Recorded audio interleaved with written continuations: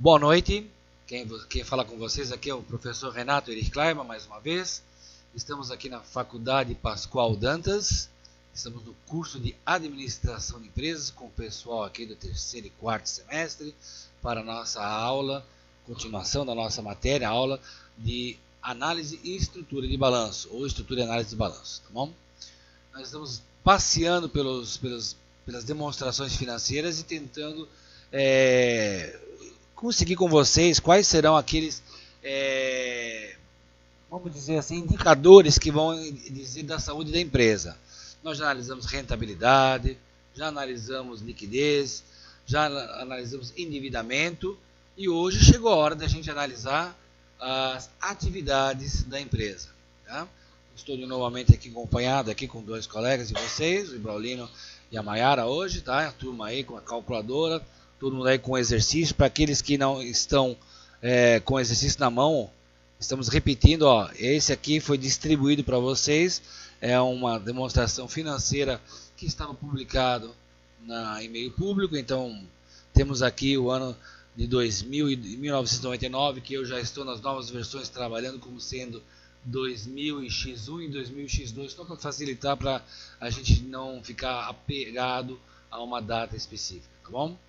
Mas nós vamos querer, em cima dessas demonstrações aqui, nós vamos querer agora entrar na análise das atividades. Tá? Como já falei, vimos liquidez, vimos endividamento, vimos a rentabilidade. E agora chegou a hora da gente entender que as nossas empresas, elas operam. E quais são as operações de uma empresa normal, né? Então, como a gente está vendo aqui, né? As empresas, basicamente, elas fazem pelo menos 4 coisas. Ou ela compra alguma coisa, né? Ela produz, ou estoca, ou guarda, e depois ela vende. E por final, para controlar essas 3 atividades que são o fim de uma empresa, existe a atividade do meio, que é a administração, tá? No qual nós estamos inseridos. Tá? Então, uma empresa, ela tem várias atividades e a gente agora vai tentar, através da demonstração financeira que nós temos na mão, tentar medir se essa empresa está com eficiência ou não. Tá? Então, a primeira coisa é conhecendo os nossos indicadores aqui. Tá? Temos aqui o primeiro indicador, que é o índice de giro dos estoques. É claro que se uma empresa não tem estoques, esse indicador não é calculado. Né? Mas quando a gente fala de indicadores de estoques, né? A gente vê aqui, né, Maiara e Braulino, né? Que a fórmula é bem simples, é dividir o quê? Custos por estoques. Simples, né? Só que o custo ele varia de acordo com o ramo da empresa. Se nós estamos falando de uma indústria, nós estamos falando do quê? Do CPV. O CPV é o custo dos produtos vendidos. Se nós falarmos de um comércio, tá? Aquele que recebe a mercadoria, não transforma ela do mesmo jeito que ela chegou, ele vai vender essa mercadoria. Aí estamos falando de um comércio onde nós temos a figura do CMV, custo da mercadoria vendida. E se você estiver trabalhando numa prestadora de serviços, você não vai ter nem CPV nem CMV, você vai ter o CSP, que é o custo do serviço prestado. Mas isso, para deixar mais sofisticado, a gente fala depois com o professor de contabilidade de custos, que ele certamente vai abordar isso com vocês quando for a hora certa. Tá? O importante é o seguinte, nós temos custos e temos estoques. São esses dois que nos dão um parâmetro. Só que essa fórmula aqui, como você pode ver, vamos até assinalar aqui com o nosso laser, né? Ela só tem sentido se o estoque não for zero. Se ele for zero, essa fórmula não serve para nada. Matemática simples, nenhum número pode ser dividido por zero. Isso no mundo real ele não tem lógica, não tem sentido. Então, se o estoque for zero, esquece, você não tem como calcular o índice de giro de estoques. Tá? Agora, quando você tiver o estoque aqui embaixo, o ideal é você ter, na realidade, não um valor fixo, mas uma média, como está sendo dito aqui. Né? A média seria pegar o começo do período, o final do período, soma esses dois valores e divide por 2. Tá? Ah, mas professor, dá para calcular uma média melhor, mês a mês? Por exemplo, eu tenho todos os meses. Você pode calcular mês a mês. O esforço é teu e vai ter uma qualidade de informação muito melhor para o teu chefe. Só que, em termos práticos, a maioria deles se liga de pegar somente o estoque do final do período. Mais uma vez eu digo, a média reflete melhor, porque os custos que você está colocando no denominador são números que você teve de uma data de início até uma data de fim, concorda? Se você tem um período sendo apurado, não é justo que o denominador seja só uma fotografia instantânea. Ele também deveria ser um período apurado. Por isso que eu defendo da gente calcular uma média. E se não tiver a média, você pega só o número que está lá do estoque e acabou. Nós vamos ver exemplos aqui, que nós até temos nesse material que você tem aqui, uma situação que não vamos ter condição de ter dois números, vamos ter um número.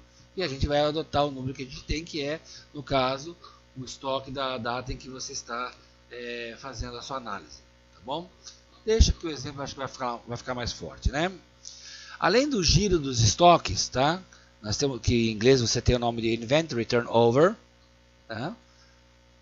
Você também tem o giro dos recebíveis. Recebíveis é uma palavra, vamos dizer, meio que abrasileirada de receivables, né? Accounts Receivable Turnover, né? Que nada mais, nada é do que tudo aquilo que eu posso receber. Eu vendi a prazo e eu posso receber.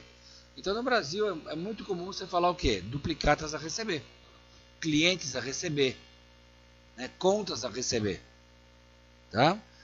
Só que aqui eu preciso dizer uma coisa importante.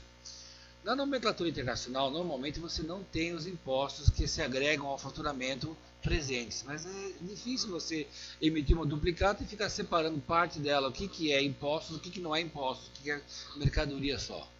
Então, normalmente quando você tem um recebível, um título a receber, você tem impostos juntos. Então é justo que na fórmula você coloque no seu numerador as vendas brutas. O que são vendas brutas? São as vendas com impostos. Ok? Com impostos que são agregados ao nosso faturamento. Se você estiver trabalhando no ambiente industrial, pelo menos você vai ter lá o IPI, o ICMS, o PIS e o COFINS. Em geral é isso que sempre incide. Se você trabalha no comércio, você já não tem o IPI. Se você trabalha na parte de serviço, você vai ter o ISS. Né? Então, cada setor tem a sua política de tributação definida pelo governo e essa não é uma coisa que a gente pode discutir, ela é imposta. Por isso que chama imposto, né? Ele é imposto. Você não tem discussão, ele é para você aceitar e ponto final. A regra está estabelecida e ponto final. Tá? Então, nesse caso aqui, mais uma vez eu mostro aqui as nossas vendas brutas, a gente vai trabalhar com os impostos, com aquele valor nominal. E o contas a receber também vai ter nas suas duplicatas já embutido aquele imposto que você de repente até teve que parcelar para fazer a venda. Apesar que hoje em dia, em termos de controladoria, a gente sempre orienta mais as empresas a tentarem negociar os impostos com seus clientes da forma como eles também são pagos. Então, se eu vou pagar o imposto em 30 dias, eu quero receber em 30 dias todo aquele imposto. Porque impostos eu não financio, eu financio mercadorias que eu estou vendendo, eu financio produtos. Mas isso é uma discussão que vocês podem ter depois em outras matérias, propriamente onde você vai trabalhar a negociação com os seus clientes. Mais uma vez aqui, a gente diz aqui, ó, o ideal do contas a receber é você ter um médio também, tá? Então, se você também tem uma situação que você tem um contas a receber no começo do período e outro no final do período, somos dois, divide por 2, você tem a média, tá? Porque essas vendas brutas também não são as vendas de uma única data, elas são entre duas datas. É um acumulado desde o dia, vamos dizer, 1º de janeiro até o dia 31 de dezembro. Tá? Mas a maioria acaba pegando mesmo as contas a receber só do encerramento do período.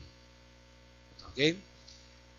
E mais uma vez, claro, se isso aqui for nulo, o denominador contas a receber, não há como calcular o IGR, o que eu chamei aqui de, na realidade precisa mudar a grafia, CGR, giro do contas a receber, tá?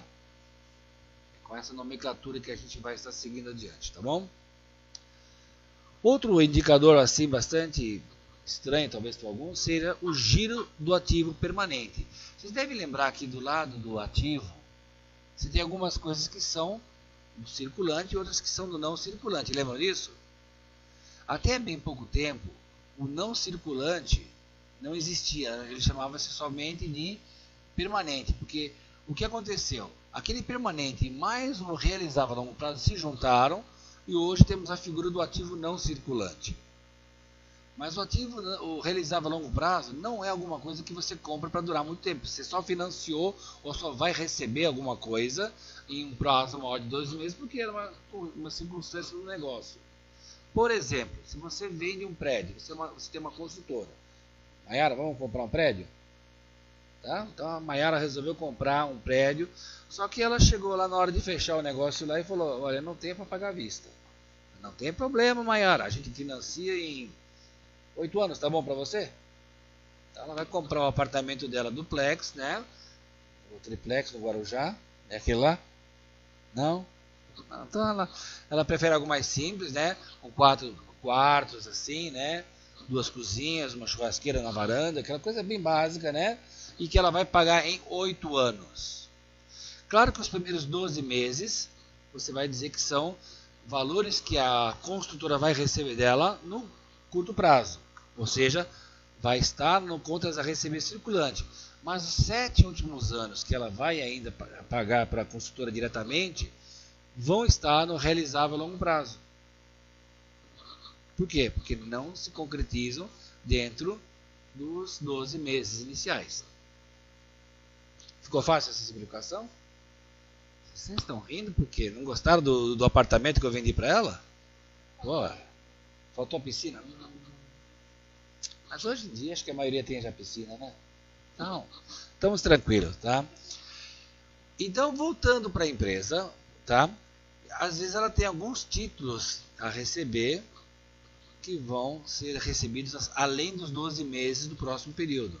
Isso está no realizável a longo prazo. Se não, ela aplica os seus valores em coisas que a gente chama de permanentes, que são imobilizados, que são bens tangíveis. Tá? Então, um prédio, por exemplo, que nem aqui, é um bem tangível. Um carro é um bem tangível. Né? Você também pode investir em coisas intangíveis. Você pode comprar software, por exemplo. Software que você sabe que vai durar talvez, sei lá, 5 anos. Um ERP, um software de gestão empresarial, por exemplo. Né? Você pode também ter situações em que a empresa fala, tá bom, sobrou tanto dinheiro que eu vou investir numa outra empresa. Então, você também tem investimentos que você sabe que não são de rápida liquidez. Não? Às vezes não é fácil você chegar e vender um investimento que você fez numa subsidiária, por exemplo. Ou numa empresa que você está controlando ou que você tem participação minoritária. Então, essas coisas que a gente vai chamar que são mais difíceis, que não estão na circulação no dia a dia, que ou é um imobilizado tangível, que você comprou, que você vai durar muito mais de um ano, às vezes 3, 4, 5, 10 anos, 40 anos, dependendo da legislação, né? Você também tem os bens intangíveis e você tem os investimentos. Esses aqui a gente vai chamar, e aqui está escrito, ó, olha aqui no comentário, ó, eles são permanentes. Se você tem dúvida, basta você também fazer uma outra conta. Você pode pegar o ativo não circulável e subtrair o realizável a longo prazo. Dá na mesma. Então você escolhe uma era. Você quer fazer conta? 3 números somando ou você quer pegar o maior e subtrair um? Dá na mesma. Então você também, Bruno, dá na mesma. É pegar a conclusão e você vai obter o mesmo número. Ok? Mas o que significa você colocar alguma coisa no permanente? Significa que você vai tirar ele de circulação e vai imobilizá-lo, e vai deixá-lo meio que paradão. Tá? Por isso que a gente quer saber o seguinte, as minhas vendas, em quanto tempo elas repõem aquilo que eu coloquei, que eu apliquei no ativo permanente? Aí vem esse índice aqui, o giro do ativo permanente, que é pegar as suas vendas líquidas. O que é vendas líquidas? O que nós vimos na aula passada. É pegar todos os impostos que são gerados em função do faturamento. Aqui no Brasil os mais clássicos são PIS, COFINS, ICMS, IPI e ISS. Tá? Você retira eles, então você tem a venda líquida. Claro que aqui, quando eu falei, que estamos também já imaginando que você já descontou tudo que foi devolvido, tudo que já foi cancelado. Não adianta você faturar dia 31 1 milhão e no dia 1º ter uma devolução de 900 mil. Na prática você ia faturar quanto? Só 100 mil, né? Essa é uma conta relativamente fácil, né? Mas muitas pessoas no passado faziam esse tipo de mecanismo para enganar as empresas, principalmente os seus chefes, para atingir a meta. Era para faturar 1 milhão, eu cheguei a 1 milhão. Mas o que adiantava se no começo do mês seguinte eu já recebi 900 de volta? Então, essa tipo da coisa que, vamos dizer, no passado podia até ter colado, hoje em dia não cola mais. Até porque o IFRS mudou bastante as normas de reconhecimento da receita. Não é só faturar, não é só emitir a nota fiscal. Você tem que transferir os bens completamente para o comprador, incluindo todas as cláusulas do contrato. Se você tem que entregar, tem que entregar. Se você tem que instalar, tem que instalar. Se você tem que treinar o usuário, tem que treinar o usuário. Senão a venda não é contabilizada ainda como venda. Então, pequenas modificações que talvez vão mudar um pouco alguns antigos aí que gostavam de, entre aspas, tapear as demonstrações financeiras e que agora não pode mais. Aqui o que nós temos então? Nós vamos pegar as vendas líquidas que estão aqui no nosso numerador e vamos dividir pelo ativo permanente. Tá? Gente, é muito raro uma empresa não ter ativo permanente. É muito raro. Pelo menos uma mesa, cadeira, computador, um carro, alguma coisa uma empresa costuma ter. Talvez não todos os itens que eu falei, algum desses, provavelmente em algum momento você vai se debruçar e vai descobrir que existe isso. Tá? Então, normalmente é difícil você ter o denominador aqui igual a zero. Então, é um índice que você calcula assim. Tá bom? Nós vamos ver depois cálculos adiante e nós vamos poder ilustrar isso melhor. O outro índice aqui, esquecemos de trocar a grafia aqui. É ativo não permanente. Aqui devia estar escrito a palavra ativo total. Aqui o Ctrl+C, Ctrl+V do professor não funcionou muito bem. Esqueceu de digitar em cima. Quer dizer, o Ctrl+V funcionou. Tanto que ele está aí como permanente. Mas aqui, onde está o meu laser, que vocês estão vendo aqui também, não devia estar escrito a palavra permanente, devia ter escrito a palavra total. Ativo total. O que é o ativo total? É todo o lado direito do ativo. Soma tudo e me diz a soma. Nós vamos pegar as vendas líquidas e vamos ver e vamos dividir pelo ativo total. Isso vai dar um fator que vai nos dizer o quanto o ativo total representa tem a sua proporção nas vendas líquidas. Se eu tiver a resposta 1, significa que todas as minhas vendas líquidas num ano são exatamente o valor do meu ativo total que eu tenho. Se for 2, significa que as minhas vendas superam em 2, ou seja, são vezes 2 o meu ativo total. Isso mostra mais ou menos o tipo de agilidade que uma empresa tem. Tá? E é claro, se você não quer falar em ativo total, pode falar que é também o quê? A soma dos passivos de terceiros mais o patrimônio dos donos, ou seja, todo lado direito do seu balanço patrimonial. Ou você pega a soma do lado direito ou do lado esquerdo. São a mesma coisa, por quê? Existe uma fórmula básica do equilíbrio que está aqui. Você já sabe que os dois lados têm que bater. Prazo médio de cobrança ou período médio de recebimento. Em inglês, DSO, Daily Sales Outstanding or Receivable Conversion Period. O que é isso? Todos nós temos vendas à vista e a prazo, concorda? Às vezes antecipado até, né? Mas se você tem uma política de vender a prazo e hoje você praticamente não consegue viver sem vender a prazo, né? Você quer saber qual a empresa que às vezes dá mais prazo do que outra. Então, essa fórmula aqui em que eu pego as duplicatas a receber, eu pego o saldo e divido pelas vendas médias diárias. Quer dizer, na realidade, quando eu pego as vendas brutas anuais e divido por 360 dias, eu estou fazendo o quê? Tudo que eu vendi no ano, divido por 360 dias, eu tenho o quê? A média de quanto eu vendo num dia. Fácil? Tá? Isso vai me dar um número, que é o número de dias. Tá? Mais uma vez, duplicados a receber, clientes a receber, contas a receber, tudo a mesma coisa. Só que aqui, eu de novo vou pegar o valor bruto. Então, se eu vou pegar o valor bruto nas duplicatas a receber, é claro que as minhas vendas também têm que ser brutas, senão eu teria um desequilíbrio. Imaginou eu ter as duplicatas a receber com o seu valor nominal, com impostos, às vezes impostos pesados, né, Mayara? muito fortes até, né, Ibrolino? E pegar aqui as vendas sem os impostos. Então eu estaria fazendo um negócio desbalanceado, eu estaria jogando o valor lá em cima e não tem nada a ver. Tá bom? Alguns analistas já usam 365 dias. Se você usar 360 ou 365 dias, a relevância é pequena. Concorda? Porque não estamos falando de 10 ou 5. Estamos falando de 360 e 365. Ou seja, uma variação menor do que 2%. Aí. Dá para suportar? Até porque a gente vai medir em dias. Então, tranquilo. Tá bom?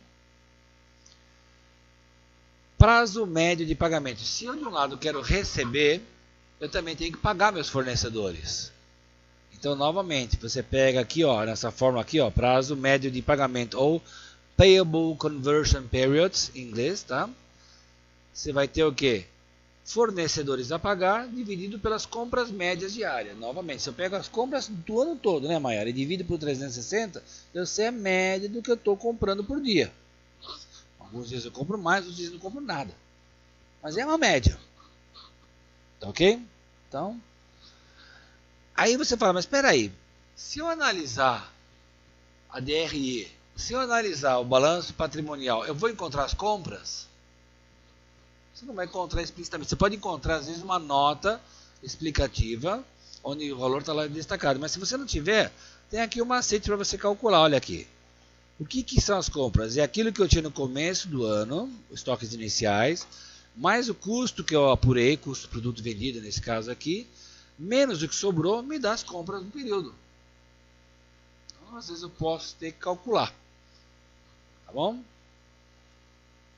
Outro índice que vai aparecer é o prazo médio do estoque. Ou seja, gente, quanto tempo dura meu estoque? Se eu chego, por exemplo, para a Maiara e falo, olha, Maiara, você tem aqui uma dúzia de ovos. E eu sei que a Maiara consome 2 ovos por dia. Quantos dias vão durar os ovos com ela? Pode fazer a conta, vamos lá. Faz, já falou certo. Vão durar quantos dias? 6 dias. Ele pegou 12 e dividiu por 2. Ou seja, o período, o estoque médio da Maiara de ovos dura 6 dias. Se for 12, com consumo de 2. Tudo bem? A mesma coisa você vai fazer aqui. Você também vai tentar calcular quanto tempo vai durar o seu estoque. Tá? Quantos dias ele dura se você não renovar nada. Claro que no meio do caminho você vai comprar mais ovos e provavelmente vai fazer omeletes, vai fazer, sei lá o que mais você vai fazer com os ovos aí, de tanta soufflé. Aí depois a gente passa na casa dela lá e vê o que ela aprontou lá na cozinha, certo? Tá bom? Não vale máscara de ovo pra beleza não, né? Só pra comida aqui. Ou vale também. Gente, o mais importante é que você também pode ter o estoque médio se você tiver a informação de inicial e final. Tá ok? Gente, os indicadores de atividade demonstram como está sendo o seu ciclo operacional. Isso você já viu comigo no começo do curso, o que é um ciclo operacional. Que é desde que você começa a operação até você encerrar a operação. Tá? Quanto menor for esse ciclo, melhor para a empresa. Ou seja, se você pegar aquela pessoa que faz lanche de manhã e compra de manhã as coisas e já vendeu tudo e no final do dia vai recomprar para o dia seguinte, fazer novamente tudo, ele tem um ciclo de um dia. Mas se você tem alguém que, por exemplo, constrói uma máquina que demora 4 meses para essa máquina ficar pronta, seu ciclo de operação é muito maior do que um dia, concorda? Tá bem? Alguns empreendimentos, como por exemplo a construção do prédio que a Maiara acabou de comprar aí, talvez o prédio não fica pronto em uma semana, fica pronto em 3 anos. Então tem que vender antes do prédio ser construído, arrecadar, depois que entregou ainda tem que receber da Maiara, ou seja, de repente o ciclo operacional disso aqui vai longe. Né? Também os indicadores de atividade demonstram se o ciclo de caixa também é bom de uma empresa, porque vai mostrar quando os valores ficam baixos ou até mesmo negativos. Tá? Pessoal, uma nota aí para vocês. Indicadores de atividade são, dentre todos, os que mais medem a eficiência. Você já sabe a diferença de eficácia, eficiência e efetividade. Isso já teve como Acho que o professor Ivo deve ter abordado isso com vocês, né? Então, não preciso explicar novamente. A eficiência é medida por esses indicadores e eles são usados para medir a rapidez com que algumas contas da empresa se convertem ou em vendas ou em dinheiro, a liquidez em caixa, tá bom? No banco, por exemplo, tá? Vamos para a prática? Aí você pega o seu formulário que está aí, né? Aqueles que vocês estão todos aí, exatamente. Vamos mostrar na tela para quem não está. Tá vendo? Nós demos a todos os alunos um ativo, um passivo de uma empresa e a sua demonstração de resultado também, tá? Então, eu não vou mais estar mostrando esses valores aqui, vocês estão procurando eles à medida em que você está me acompanhando na explicação ou na revisão do filme que você está vendo agora na internet, tá ok? Pegue esse formulário, sem ele você não consegue resolver, porque agora você tem que catar os números, e nós vamos catar os números ora no passivo, ora no ativo, ora na DRE. Tá? Não estão todos numa única página às vezes. Bom, o primeiro índice que nós vamos ter aqui é o índice de giro de estoques. O que significa isso? Ele indica quantas vezes o estoque gira ou renova-se no período. Tá? Lembra que eu falei do rapaz que faz refeição no dia, que compra à noite, que no dia seguinte vendeu tudo e à noite compra de novo? Ele tem um índice de giro altíssimo. Ou seja, o estoque dele todo num dia acaba e no mesmo dia já precisa renovar. Diferente, por exemplo, se você tem um estoque de coisas que de repente demora para sair. Então, sei lá, posso fazer que você tenha uma boutique de vendas de roupas? Você vai ter um monte de roupa lá que talvez vai demorar para vender. E outras que vão sair voando. Né? Então, de acordo com o produto que você tem, você vai ter um giro maior ou menor. Tá? E nós vamos medir aqui a média disso, dividindo custos por estoque. E novamente, quanto maior for esse índice, melhor para a empresa. Ok? Então, nosso objetivo sempre é que esse índice seja maior a cada mês ou a cada ano. Tirando os dados do material que você tem, eu já simplifiquei aqui. Então, vamos lá. Nós temos aqui o CPV. Então, agora, Ibraulina, é com você. Vamos lá. Nós temos o 1.112.855 e o estoque de 218.315.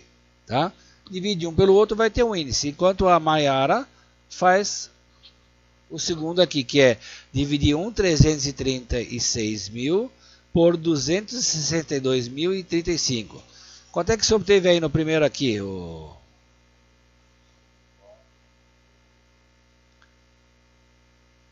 Que é um 5,1. Vamos arredondar aqui. Não, eu não coloquei percentual aqui, porque aqui é um giro, tá? O que significa 5,1? Significa que o meu estoque, para atender as vendas que eu tenho, que tem esse custo aqui, ele gira 5 vezes no ano. Ou seja, eu esvazio o meu estoque 5 vezes no ano, com esses números que eu tenho aqui. E será que melhorou ou piorou no ano seguinte, Mayara? O que você calculou aí? Manteve. Por coincidência, tá? Parece que essa perdigão aqui trabalha que nem um reloginho. Ou seja, parece que eles têm a proporção do que cresceu as suas vendas e os seus custos, também cresceu o seu estoque. Parece que está igualzinho, quer dizer, não teve modificação nenhuma. Isso a Maiara acertou a conta, é isso mesmo. Tá? Agora, o que eu quero chamar a atenção é que é o seguinte: e se a gente, em vez de usar o valor só do estoque final que está lá, 262.035, e tivermos a média? Porque o 2002, eu sei que o estoque final de X1 é o início de X2, concorda? Tudo bem? É que nem a sua conta. O saldo da sua conta do dia 31 está lá R$ 2.357. No dia 1º é o início do mês seguinte, 2.357. Ou seja, o valor é o mesmo. Tá bom esse saldo para você? Já sei que vocês querem mais, mas tudo bem. No final do curso vocês vão estar diplomados e vocês vão estar ganhando mais que isso. Tá bom? Mas, e se eu alterar esse estoque que está marcado em vermelho aqui agora? Tá? E se nós calcularmos a média faz o quê? Soma os dois valores, tanto inicial como final, e divide por 2, não é isso?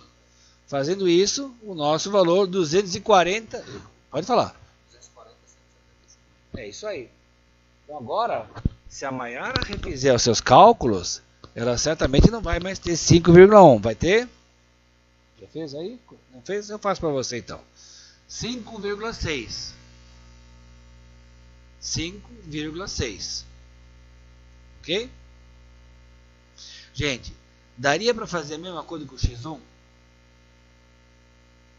Eu não sei o estoque inicial de X1, sei? Se eu vou, agora vamos voltar lá para a nossa demonstração. O ano base, o ano, vamos dizer, o ano zero, o ano pilar, vamos dizer assim, que no caso aqui está nessa coluna aqui como 99, tá? Eu tenho aqui o estoque, tá vendo? Ó? Vou até sinalizar aqui. Opa. Sem mouse é complicado, hein? Usar somente o mousepad aqui tá complicado para mim. Mas acho que você consegue ver aí na sua tela. E você pega o seu formulário. Você está vendo que 99 eu sei o saldo de 218.315. Mas eu sei que esse é o saldo de 31 do 12. Não tenho a menor ideia, né, Maiara? Se era mais, se era menos em 1º de janeiro daquele ano. Eu sei que eu posso no ano seguinte dizer que esse final está aqui, então esse que está 218 mil aqui é o meu inicial. Então sempre que você estiver calculando o primeiro ano, você não tem estoque inicial, você só tem ele final. Em geral é isso. A não ser que você tenha informação do ano anterior e possa calcular. Senão, em geral, você pega o próprio valor final e fala que ele é inicial também. Porque você não tem outra informação. É só por isso. Ok? Então, terminamos os cálculos aqui, certo? Giro dos recebíveis. Vendas brutas dividido pelas contas a receber. Indica quantas vezes o saldo gira e renova-se no período. E, novamente, quanto maior, melhor. Certo? Extraindo as informações e pegando nossas calculadoras, começamos os cálculos. Então, Maiara calcula x2, né? E você calcula x1, é isso? Então, vamos lá. 1.801.056 dividido por 138.935 deu quanto para você? 12,9, 13. 12,97, se não me engano. Eu preciso lembrar, mas tudo bem. É 13. Significa que eu consigo renovar ou girar as minhas vendas 13 vezes no ano. Ou seja, é uma política boa de recebimento que essa empresa tem. E a Maiara, calculou o outro aqui? Quanto é que você teve? Absolutamente certo, 9,7. O que você nota aqui? Que de um ano para o outro, a empresa meio que girou mais devagar. O que significa esse giro mais devagar? Mas, Renato, ela aumentou as vendas. Eu estou vendo que ela pulou de 1.800.000 para 2 milhões aqui, não pulou? Então ela melhorou as vendas, não melhorou? O que então acontece? Acontece que na proporção 138.000, 139 arredondando aqui, para 212 mil, a proporção é muito maior, ou seja, começou a dar mais crédito. Talvez isso explique porque a empresa vendeu mais. Provavelmente a empresa teve que dar mais crédito, mais tempo para receber. Senão, foi essa a causa que ele conseguiu conquistar mais rapidamente, mais clientes, tá? E aumentar suas vendas. Ok? O índice do giro dos ativos permanentes. Eu pego minhas vendas líquidas, divido pelo meu ativo permanente. Vai dizer quantas vezes o saldo do ativo permanente gira ou renova-se no período. E de novo, quanto maior, melhor. Extraindo as informações do formulário que vocês têm, você vai encontrar esses números que nós temos aqui na tela agora. Maiara já está cuidando de X2 e Braulino de X1, certo? Então vamos lá, em X1, qual foi o giro do permanente que você obteve, Braulino? 2,07. Vamos ficar com o teu 2,07 que tá bom. E a Maiara, quanto é que teve no ano seguinte? 1,94. Significa o quê?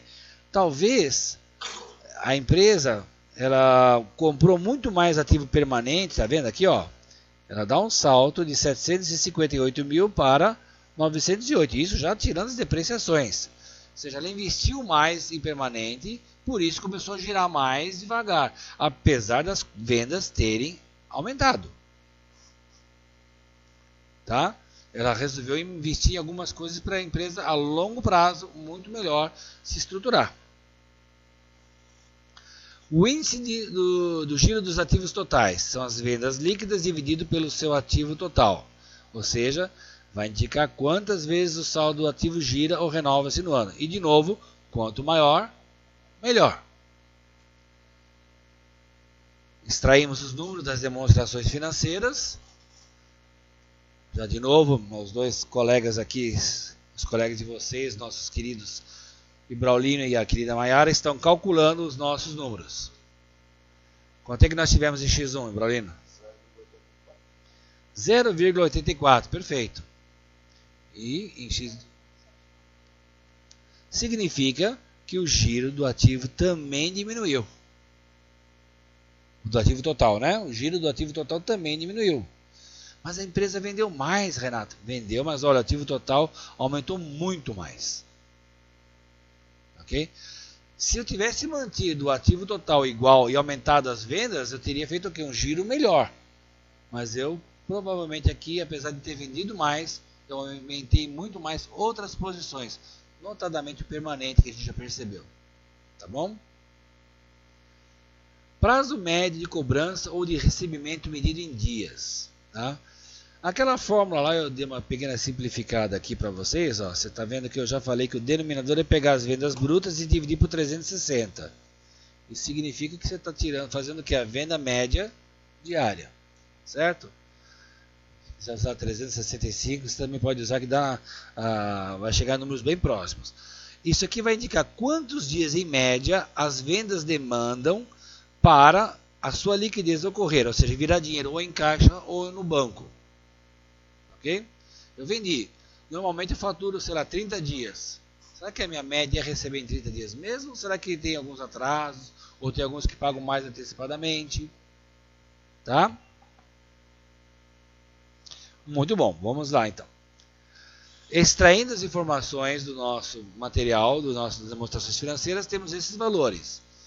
Agora a conta fica um pouquinho mais difícil para fazer na calculadora. A primeira coisa, você tem que pegar vendas brutas e dividir por 360. Ok, Maiara? Pegou as suas vendas brutas, dividir por 360. Esse valor agora você vai dividir pelo seu contas a receber, e se você tiver aquela função que inverte o denominador, 1 sobre x, você vai apertar e vai obter os números. Para ganharmos um pouco de tempo pelo avançado do horário, eu já vou calcular para vocês dessa vez, porque essa vai ser uma conta de... Vamos até ver se você já conseguiu acertar. Qual que você teve aqui? 27,7 ou 28 dias. Em média, no ano X1, aí você não conseguiu inverter, mas tudo bem, fica tranquilo, fica tranquilo. Eu vou calcular para você. No período que a Maiara estava calculando, teria que dar 37. Provavelmente você não tem 1/x aí, né? Gente, vocês estão notando que no ano X1, a empresa, em média, esperava 28 dias para receber. E agora, lembra quando eu falei que ela devia ter aumentado o prazo de faturamento? Está comprovado aqui, ó, aumentou para 37 dias. Um aumento de 9 dias, não é isso? Pode parecer pouco, mas foi isso que talvez motivou as vendas de X2 serem maiores do que X1. Ok? E o prazo de pagamento? Será que vamos pegar os fornecedores a pagar as suas compras anuais e fazer as contas aqui? Gente, para fazer aqui, se você vai na sua demonstração de resultado, você encontra rapidamente, no balancete aqui no caso, né, no balanço patrimonial, desculpa, você vai encontrar os fornecedores a pagar, FP aqui, tá vendo? E lá você encontrou 127.281 e no outro ano 111.558. Certo? Divertido, né? Fácil, esse foi fácil. Mas e o outro? E as compras? Lembra que tem aquele macete que eu ensinei? Para achar esse valor de 1.322.280, o que eu fiz? Peguei o estoque inicial, mais o custo do produto vendido no período, subtraí meus estoques iniciais e obtive 1.322.280. Sem isso você não faz a conta. Então você tem que fazer a parte dessa conta para trazer ela para cá. Depois, como é que eu obtive 1.112.000? Eu não tenho estoque inicial, concorda? Então o estoque inicial e o estoque final, vocês estão vendo que é o mesmo valor aqui, ó.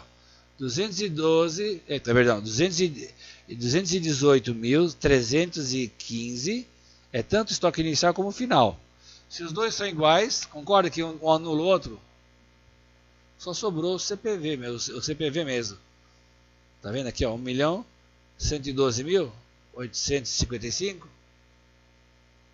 Foi assim que a gente obteve as compras de X1. Fácil? Tá tranquilo e favorável, como vocês falam aí? Né? Mais ou menos. Vamos lá então. Agora eu estou em condições de calcular. Claro, como tem esse 360 que você tem que fazer divisão antes, talvez alguns tenham dificuldade na calculadora, tá? Então, você me permite de eu já mostrar o resultado direto? 36 ou 36 dias, eu estou colocando dias redondos aqui para facilitar.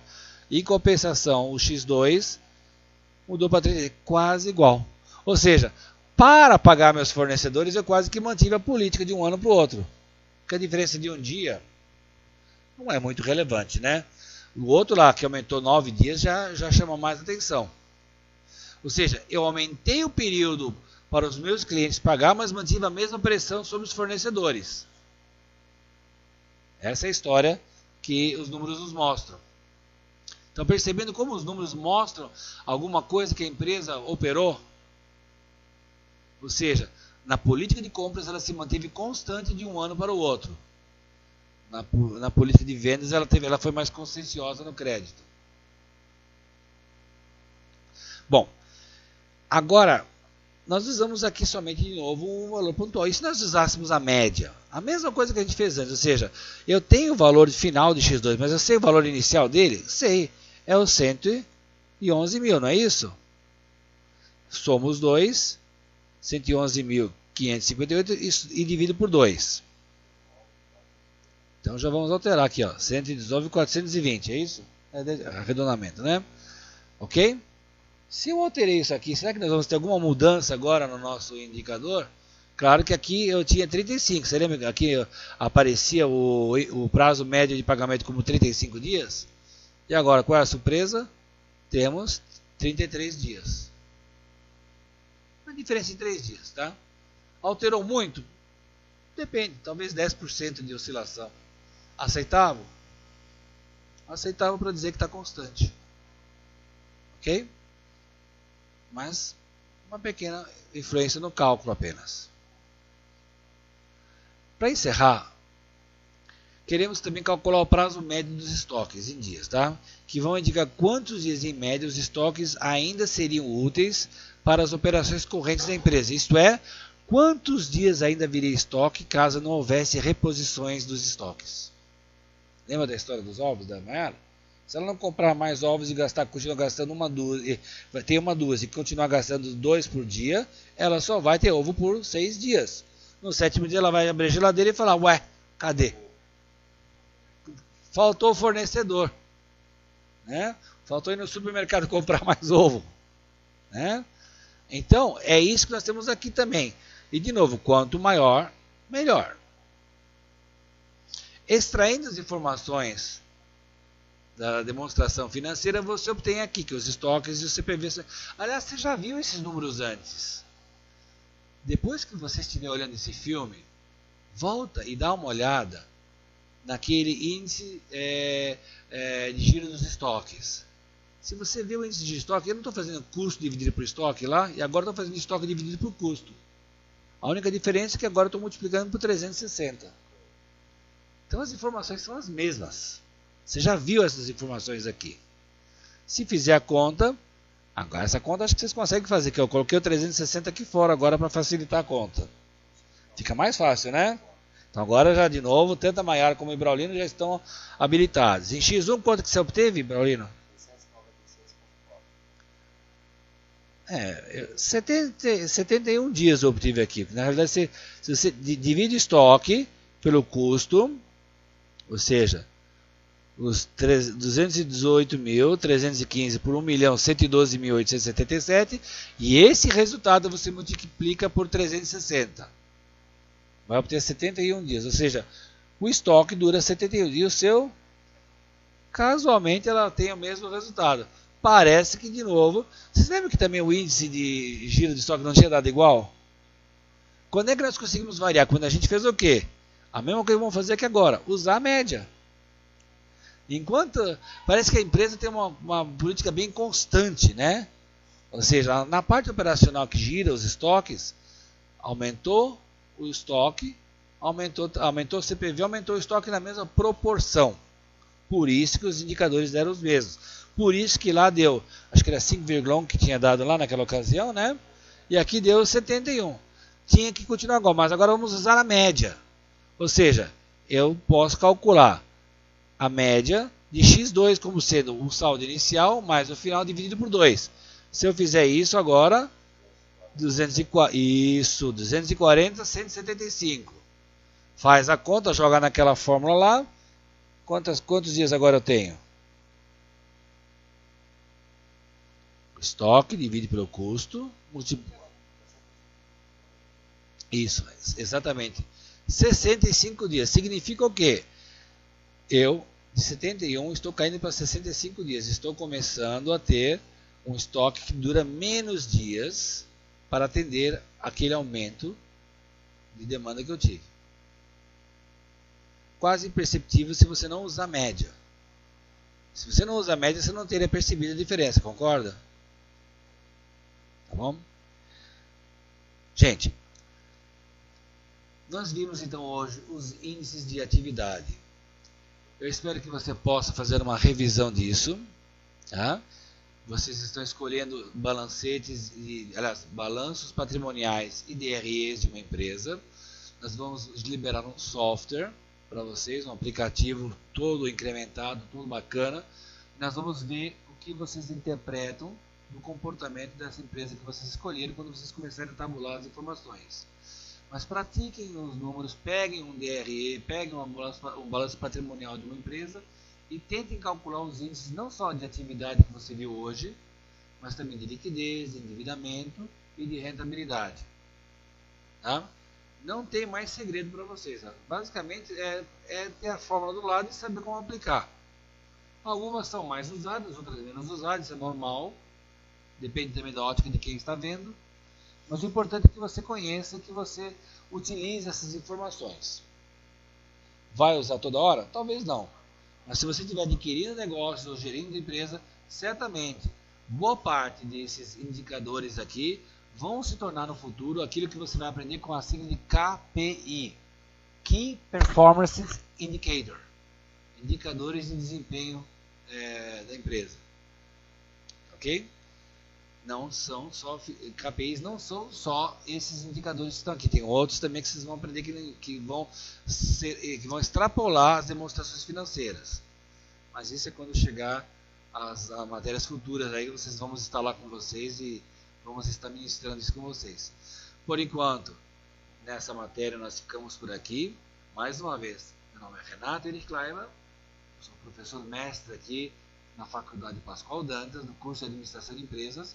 E realmente quero deixar essa aula para você aqui, para você não só recapitulá-la, mas também incentivar, se você ainda não é nosso aluno, que você venha também uma hora estar fazendo parte desse curso e estar junto conosco aqui, ok?